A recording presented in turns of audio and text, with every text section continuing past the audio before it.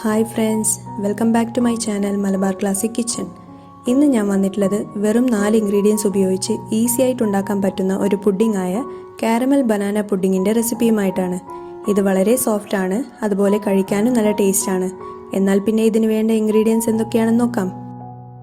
400 ml പാല് വേണം, 4 മുട്ട, 1 നേന്ത്രപ്പഴം, 3½ ടേബിൾ സ്പൂൺ പഞ്ചസാര. നിങ്ങളുടെ രുചിക്കനുസരിച്ച് കൂടുതൽ വേണമെങ്കിൽ ചേർക്കാം. പിന്നെ കാരമലൈസ് ചെയ്യാൻ വേണ്ടി 3 ടേബിൾ സ്പൂൺ പഞ്ചസാര. ഇത്രയും ഇൻഗ്രീഡിയൻസ് ആണ് വേണ്ടത്. ഇനി ഇതെങ്ങനെയാണ് ഉണ്ടാക്കുന്നതെന്ന് നോക്കാം.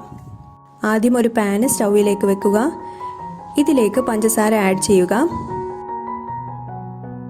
ഇത് നമുക്കൊന്ന് കാരമലൈസ് ചെയ്യണം. പഞ്ചസാര ഉരുകി കളറൊക്കെ ചേഞ്ച് ആവാൻ തുടങ്ങിയിട്ടുണ്ട്.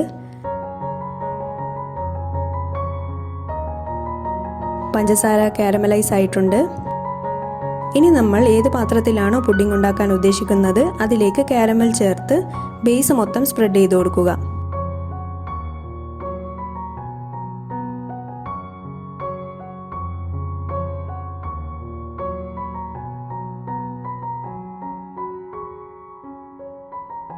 കാരമൽ എല്ലാ വശത്തും സ്പ്രെഡ് ചെയ്തിട്ടുണ്ട്.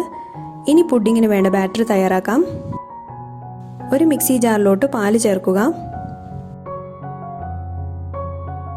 മുട്ട ഉടച്ച് ചേർക്കുക.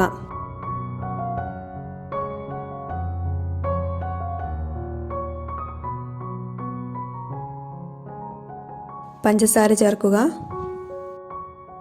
പഴം ചെറിയ പീസായി കട്ട് ചെയ്ത് ചേർക്കുക.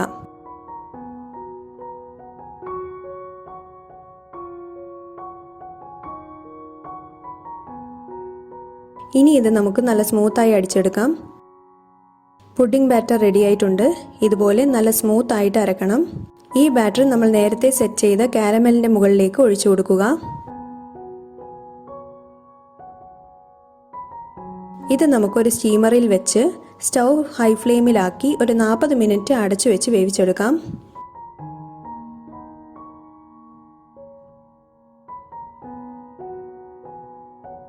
ഇനി തുറന്നു നോക്കാം. ഇതൊരു ടൂത്ത് പിക്ക് ഉപയോഗിച്ച് കുത്തി നോക്കുക. നല്ല ക്ലീൻ ആയി വന്നിട്ടുണ്ടെങ്കിൽ വെന്തു എന്നർത്ഥം. ഇനി സ്റ്റൗ ഓഫ് ചെയ്യാം. ഇത് ചൂടാറിയിട്ടുണ്ട്. ഇതിൻ്റെ സൈഡൊക്കെ ഒന്ന് കട്ട് ചെയ്ത് കൊടുക്കുക.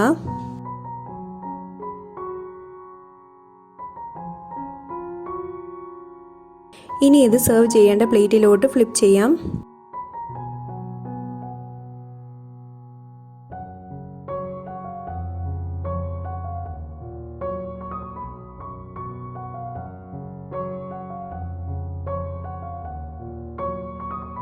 അങ്ങനെ നമ്മുടെ സ്വാദിഷ്ടമായ കാരമൽ ബനാന പുഡിംഗ് ഇവിടെ റെഡിയായിരിക്കുകയാണ്.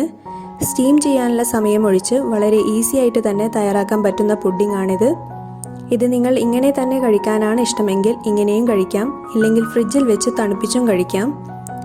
വായിലിട്ടാൽ അലിഞ്ഞു പോകുന്ന ഈ ഒരു റെസിപ്പി നിങ്ങൾ തീർച്ചയായും ട്രൈ ചെയ്ത് നോക്കണം. ഈ റെസിപ്പി ഇഷ്ടമായെങ്കിൽ ലൈക്ക് ചെയ്യാനും ഷെയർ ചെയ്യാനും കമൻറ്റ് ചെയ്യാനും മറക്കരുത്.